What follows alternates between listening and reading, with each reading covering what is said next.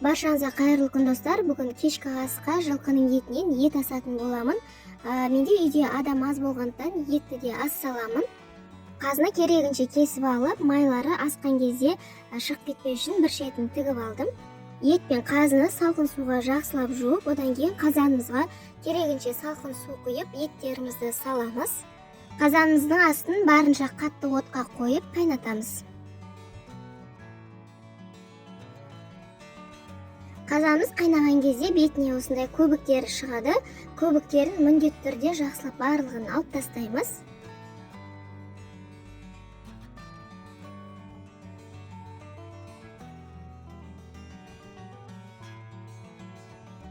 Көбіктерін алып болған соң қазанның қақпағын жауып 2 минутқа қалдырамын. Сол кезде тағы да көбіктері шығады. Көбіктерін тазалап, тағы да қақпағын жауып, баяу отта етімізді пісіреміз. Етіміз піскенше еттің қамырын илеп жая беретін боламыз. Ыдысымызға су, тұз және жұмыртқа салып, барлығын жақсылап араластырамыз.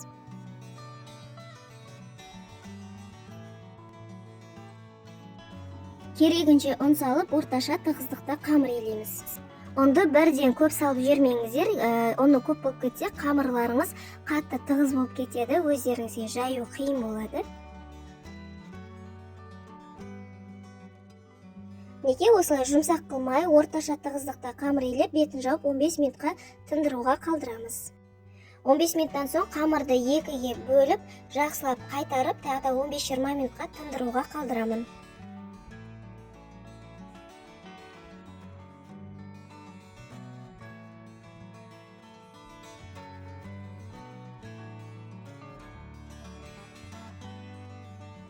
Етім 2 сағаттай қайнады, кішкене жұмсарған. Осылай пісуге жақындағанда сәбіз бен картошканы саламыз.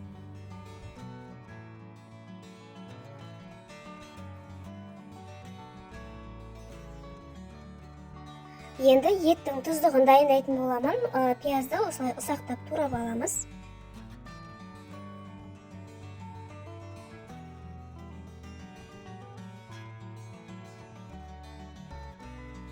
Тұздыққа пияздың қасына мен помидор мен болгар бұрышында қосатын боламын. Сол кезде тұздықтың дәмі өте дәмді, керемет болып шығады. Сіздер де солай жасап көріңіздер. Помидор мен болгар бұрышында дәл солай жіңішке етіп турап шығамыз. Барлығын бір ыдысқа саламыз.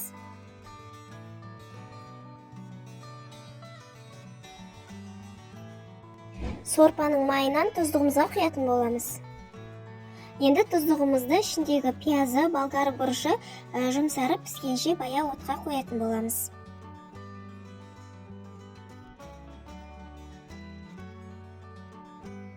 Қамырды жаюға кірісеміз.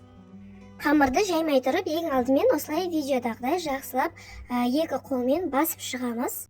Қамырдың жақсы жайылуы ол қамырдың еленуіне және осылай қолмен жақсы басылуына байланысты. Сондықтан қамырды әдемі бір тегіс етіп басуға тырысыңыздар. Қамырды жайғанда ортасын баспаймыз, салмақты қамырдың 2 шетіне түсіре отырып жайтын боламыз.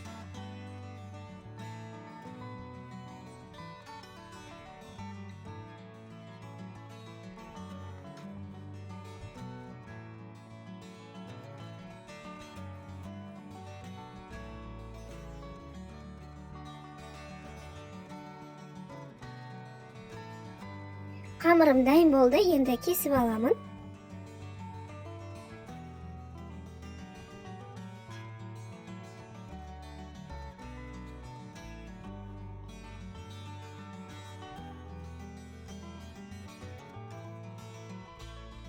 Ет, картошка, сәбіз барлығы пісті. Енді қазір сүзіп алып, қамырды салатын боламын.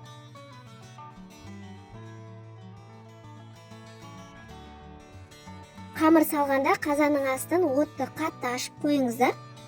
Және ожаумен қамырларды арасында қозғап тұрыңыздар, себебі қамырлар бір-біріне жабысып қалады.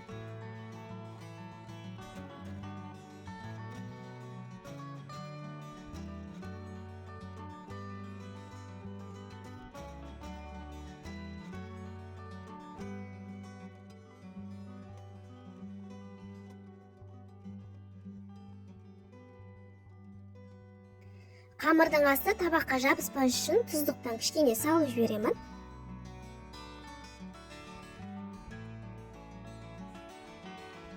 Қамыр пісті, енді кішкене салқын су құйып, қамырды сүзіп аламын.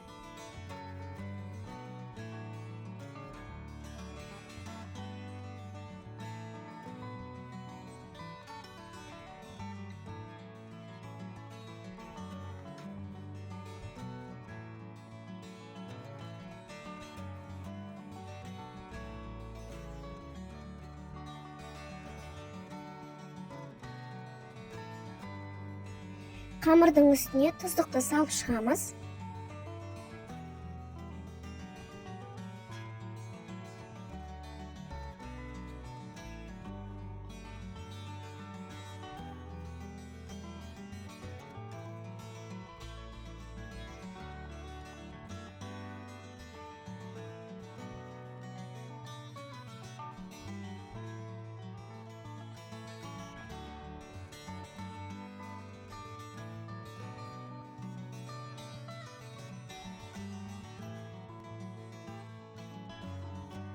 Туралған етімізді, картошкамызды және сәбізімізді саламыз.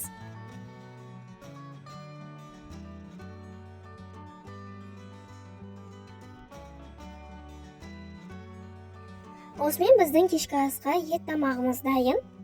Видеом сіздерге пайдалы болса, лайк басып, арнама тіркелуді ұмытпаңыздар, пікір қалдыра кетіңіздер.